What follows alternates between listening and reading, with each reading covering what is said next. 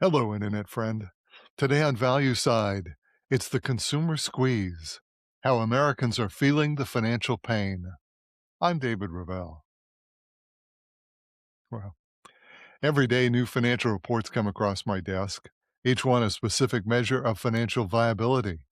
Often these events are headline news, like the announcement this week of the Federal Reserve Chairman's latest decision on interest rates. More of that in just a moment. But first, we'd like to talk about two other reports, both somewhat obscure, but devastating in their effect on the American pocketbook. Let's take a look at this week's data. Now, the Bureau of Economic Analysis, perhaps the most authoritative government agency, announced that personal income rose 0.6% in March. That's a very positive result and indicates that the labor economy is humming along nicely, thank you. Companies are still providing raises, and employment is still trending positive. It's on the consumption side that we saw the real issues. I've provided a chart of a percentage change in income and expenditures for consumers, and it shows a dramatic increase in spending, the kind of day to day spending that everyday Americans need now to maintain their living expenses.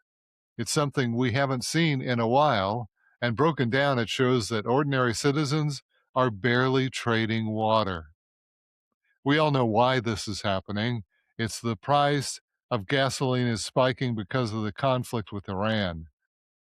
Since the Strait of Hormuz is blocked, U.S. gasoline prices have spiked. And this ought to show the fallacy of those, including the president, who predicted that this country, because we're net exporters of gas and oil, would not feel the pinch. But the price at which international gasoline trades is a very complex equation.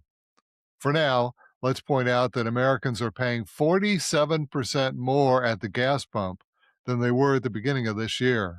It's now $4.12 versus $2.80 at the beginning of the year, and that this hike in gas prices is having a devastating effect on consumers' wallets.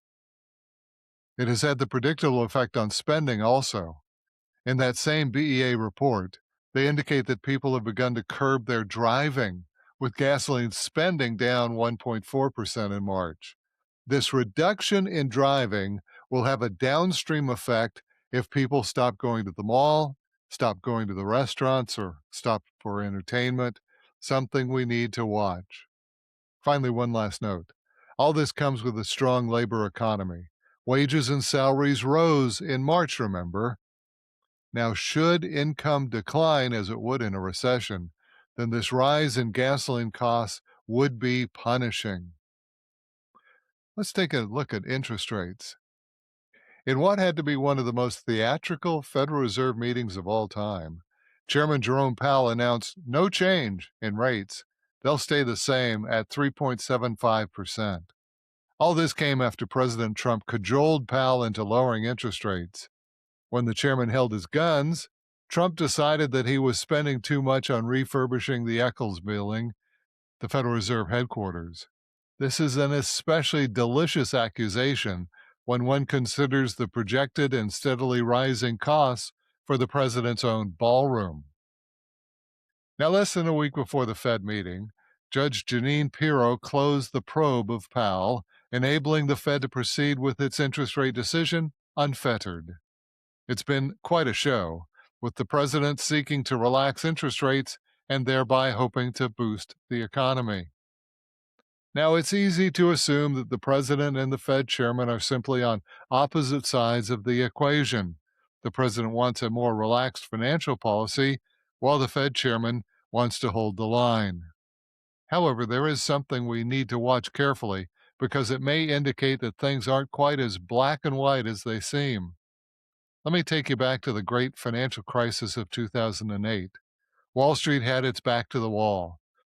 If nothing was done to bring us out of this monetary abyss, we might suffer a real calamity, something that would resemble the historic crashes of the past. Now, fortunately, the Fed chairman at that time was Ben Bernanke, a Princeton professor who had spent his academic career studying the 1929 stock market crash. Bernanke, along with other members of the Fed and Wall Street, decided to inject billions of dollars into the financial system to bring us out of that monetary tailspin. In a process they called quantitative easing, the Fed provided bank and brokers with the capital to mitigate major institutional failures.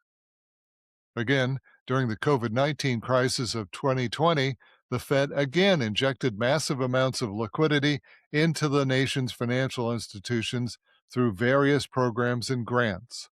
Consider these as massive loans, loans by the Federal Reserve to the country's entire financial structure. Now, as we all know, loans must eventually be paid off, and that's just what the Fed has done ever since. From a peak of roughly $9 trillion, the Fed has diligently paid down this loan until this year. And then beginning this year, the Fed has suddenly gone back to stimulus, adding to its balance sheet. In other words, the Fed is now injecting funds into the system as it did back in those other two crises. Although the amount is relatively small still, at 168 billion, well, small for the Federal Reserve, it does still raise questions. When an institution as hidebound as the Federal Reserve changes directions, it's worth noting. Let's keep an eye on this one also.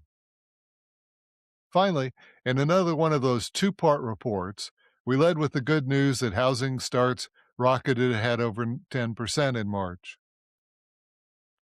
And that's good news indeed. However, this is just the sort of behavior we saw during high inflation periods. Builders are anxious to purchase goods now and materials before the prices go even higher. What's more, the following report, that was building permits, fell to levels not seen since August of last year. So, building permits, after all, are the first step in the home construction process. And this drop in permits should give us pause in spite of the fact that housing starts were up.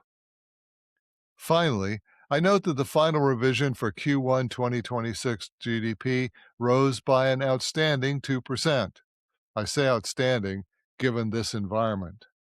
It was due in large measure, however, to the federal government's returning to work after that lengthy shutdown, you may recall. And that's today's Value Side. For all of our podcasts and articles, visit valueside.com. I'm David Ravel. ValueSide is independently written and researched. The views expressed are strictly my own.